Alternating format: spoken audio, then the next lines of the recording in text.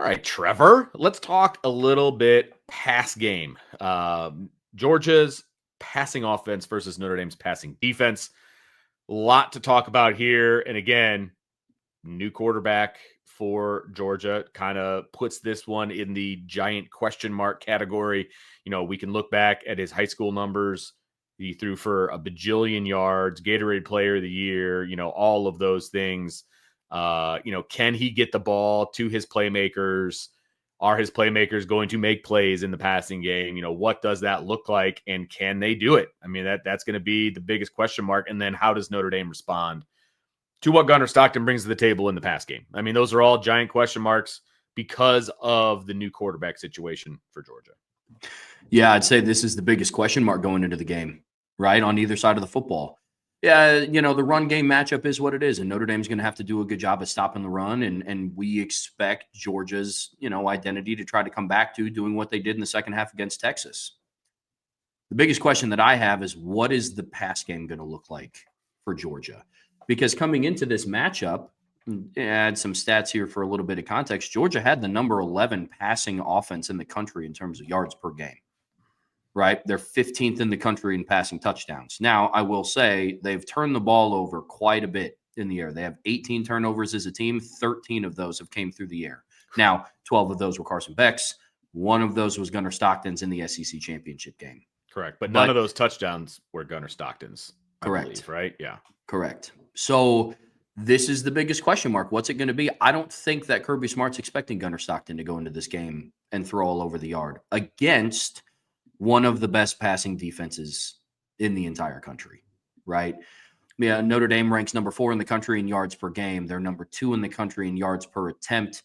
They're number 1 in the country in completion percentage allowed. They're still the only team in college football that has held teams to under 50% for completion percentage, which is really impressive. They've only allowed 11 passing touchdowns on the season, which is 8th in the country, and they've picked off opposing teams 18 times, which ranks 4th in the country. They are still number 1 in pass efficiency defense, and they don't allow a whole lot of big plays through the air. They've only allowed 10 passes of 30 yards or longer, which ranks 13th in the country. Now, one of the two glaring is yards per completion is at 11.4, which ranks 46th in the country. Now, being 46th in the country overall isn't alarming, but it is kind of the outlier when you look at having things ranked in basically the top 10 in everywhere else. Yeah.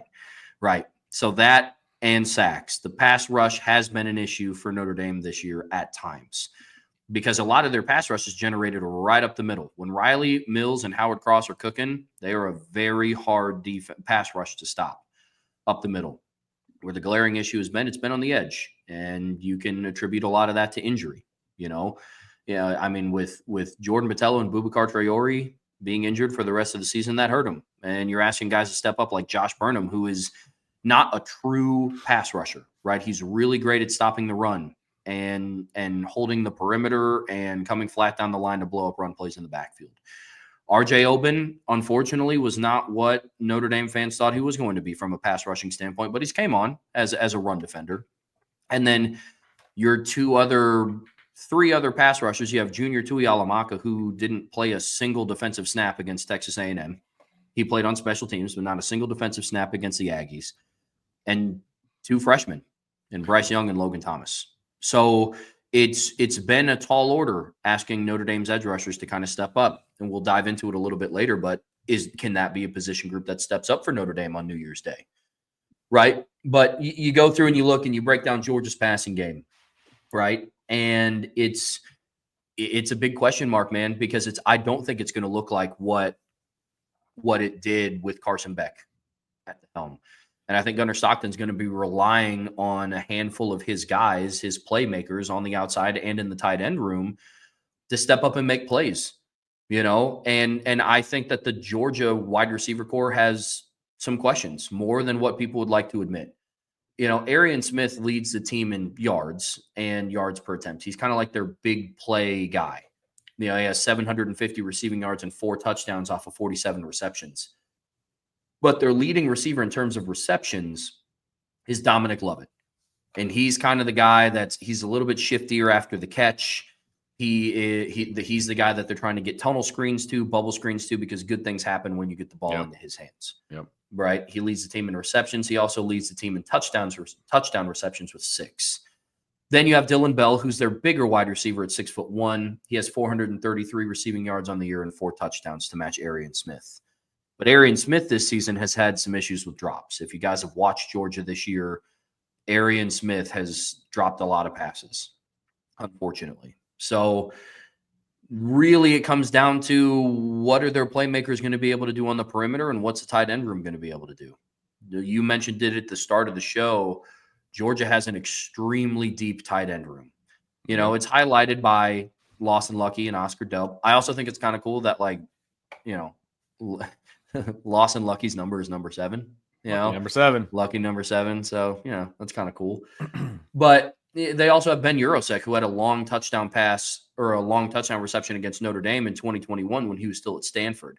So you have 3 guys that are all able to make plays in the passing game. And Lawson Lucky, I would say, is their most dynamic pass catcher in that room. But you also have guys like Oscar Delp. If you don't remember, he's number 4 in Georgia's tight end room.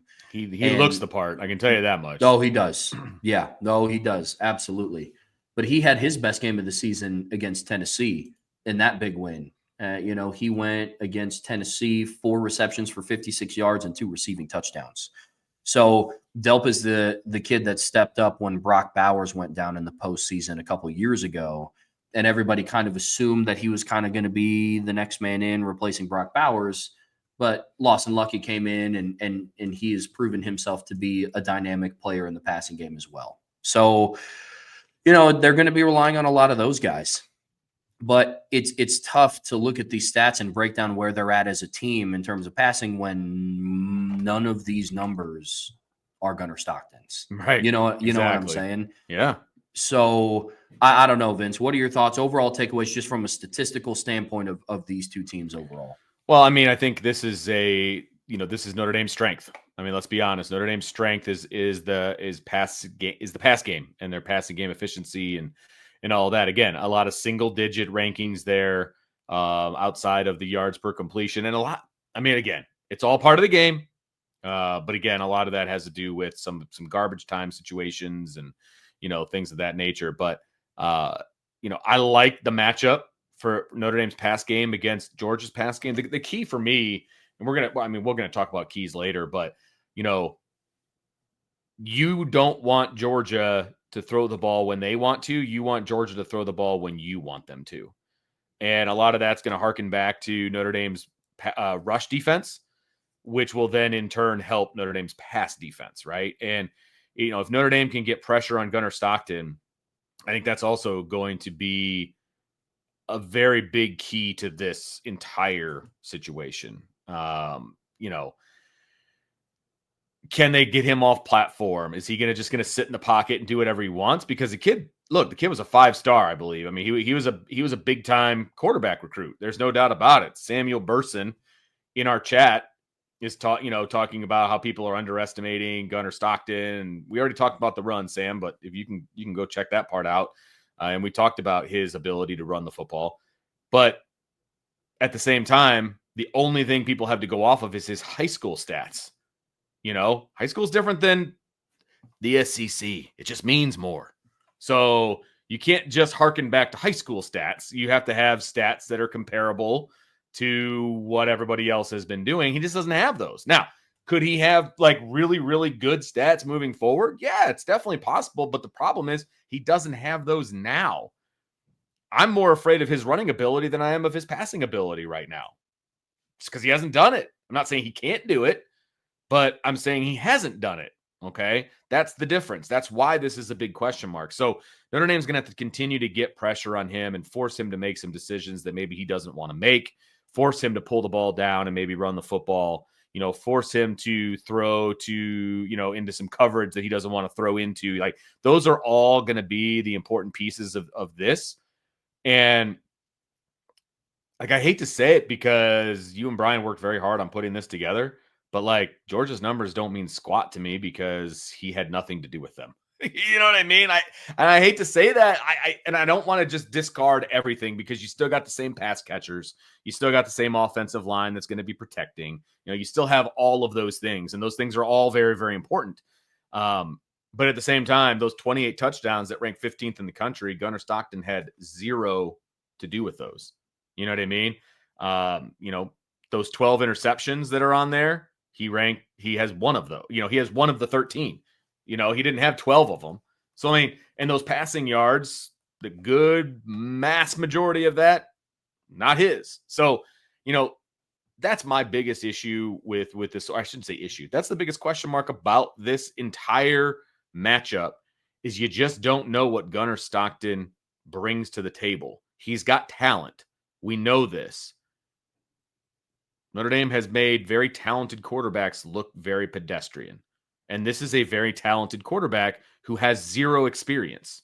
So and again, he might go out there and just show everybody that he's a dude. But Notre Dame needs to have a say in this whole thing. That's going to be the biggest piece of this. They need to have a say. They need to force him to do some stuff he doesn't want to do.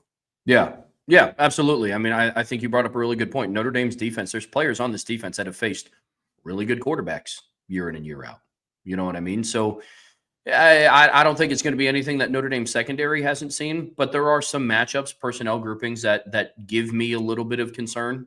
You know what I mean? Like, I look at Notre Dame's, linebackers against the Georgia tight ends. Big one right there. That's going to be a big one. Notre Dame's linebackers have had an up and down season in terms of coverage.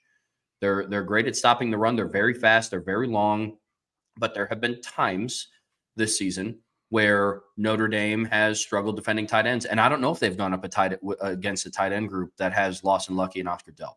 Right. So that's going to be a big one to watch.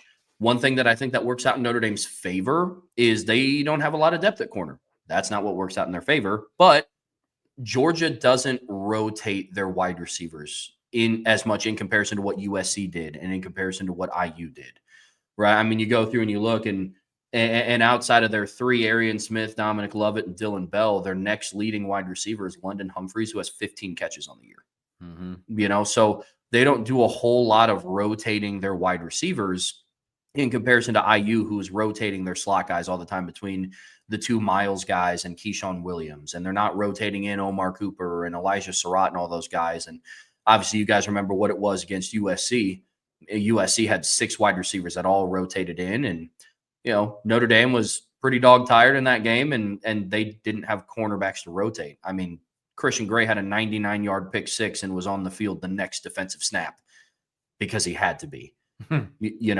So it's just this is a different type of receiving core, in my opinion, that poses a little bit different of a threat than what the USC's did with the 6'6" Deuce Robinson and Mekhi Lemon and all of those guys. These are good receivers. They're very fast. That is another thing is they have a lot of speed. Now, Notre Dame secondary does too. Christian Gray and Leonard Moore are fast, right? I mean, we've seen how fast Leonard Moore is, but Arian Smith can absolutely fly. I mean, I don't mean this as a shot, but like it's what he lacks in being like a natural pass catcher, he makes up for in just top end speed. I mean, there's a reason why he has 47 receptions on the season, but still averages 16 yards per catch. So dude can fly down the field. And same thing with Dominic Lovett. In open space, he can move. So those are going to be two things Notre Dame secondary is going to have to be on the lookout for. But overall, I agree with you, man. It's tough to break down, looking at Georgia's stats up until, really the second half of the Texas game, because none of these stats are Gunnar Stockton's. So, right. It's going to be interesting. So when you look at this matchup as a whole, Vince, what would you say are kind of like the 3 keys to success that Notre Dame has to have in order to win this matchup? So the first key to success for me is pressuring Gunnar Stockton. You've got to be in his face. You have to. I kind of talked about that a little bit earlier. I mean, but that's the key for any kind of a young quarterback and a guy who is making his first start ever, on a big stage. You've got to make him make some decisions that he doesn't want to make, whether that's, tucking and trying to run, whether it's throwing into coverage, whatever the case may be. You can't let him sit in a nice little pocket because he's got the arm to make some plays. Okay. You can't let him, get into the run game, get comfortable. You want to make him as uncomfortable as possible. Now, how do you do that? Number one, you mix up the looks defensively. Don't put it out there and be like, okay, we're clearly in man-to-man here. Mix up the looks. Are you going to bring some pressure from this side and then not bring it from this side, but bring it from this side? Make him make some decisions with pre-snap or make him confused pre-snap. I think that's going to be a key. Look, even though Notre Dame is dealing with backups and things like that defensively, this is a group that has been in this defense for 3 seasons, right? They know this defense. They can do some things pre-snap to make another team uncomfortable. And when you have a first-year starting quarterback or first-game starting quarterback, that's what you need to do. Make it as uncomfortable as possible pre-snap.